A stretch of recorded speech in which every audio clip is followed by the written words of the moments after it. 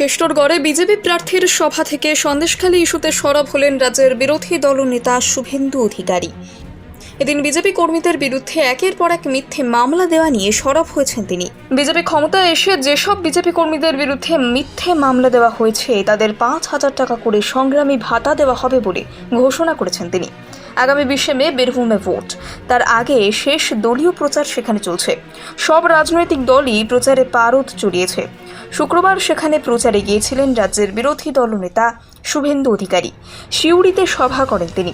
গোটা বীরভূমই একটা সময় অনুব্রত মণ্ডলের গড় বলেই পরিচিত ছিল। এখনও সে নাম মুছে যায়নি, তবে তিনি জেলে রয়েছেন। এদিন সিউড়ির সভা থেকে ফের সন্দেশখালী নিয়ে হুঁশিয়ারি শোনা গিয়েছে শুভেন্দু অধিকারীর কণ্ঠে। তিনি অভিযোগ করেছেন, বিজেপি নেতাকর্মীদের মিথ্যে মামলায় ফাঁসানো হয়েছে।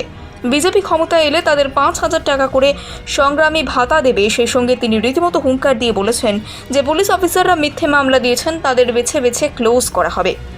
অনুব্রত মণ্ডলের নামও শোনা গিয়েছে এদিন শুভেন্দু অধিকারীর মুখে। তিনি সরাসরি নাম করেই বলেছেন, অনুব্রত মণ্ডলকেও সাবধান করেছিলেন তিনি, কিন্তু কেষ্ট শোনেনি।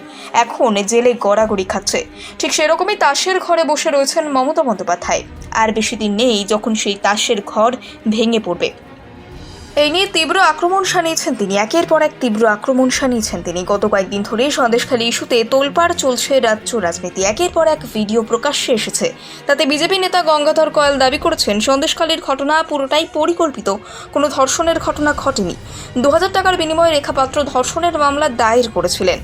তার কয়েকদিন পরেই আবার সন্দেশখালীর 2 মহিলা দাবি করেন তাদের দিয়ে জোর করে সাদা কাগজে সই করানো হয়েছিল। তাতে ধর্ষণের অভিযোগ করে থানায় জমা দেওয়া হয়।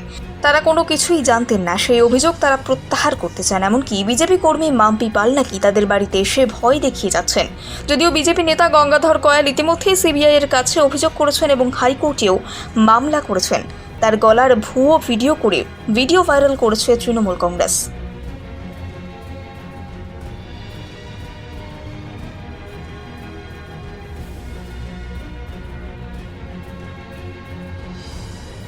কেষ্টরগড়ে বিজেপি প্রার্থীর সভা থেকে সন্দেশখালী ইস্যুতে সরব হলেন রাজ্যের বিরোধী দলনেতা শুভেন্দু অধিকারী।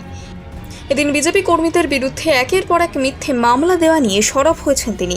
বিজেপি ক্ষমতায় এসে যেসব বিজেপি কর্মীদের বিরুদ্ধে মিথ্যে মামলা দেওয়া হয়েছে তাদের 5,000 টাকা করে সংগ্রামী ভাতা দেওয়া হবে বলে ঘোষণা করেছেন তিনি।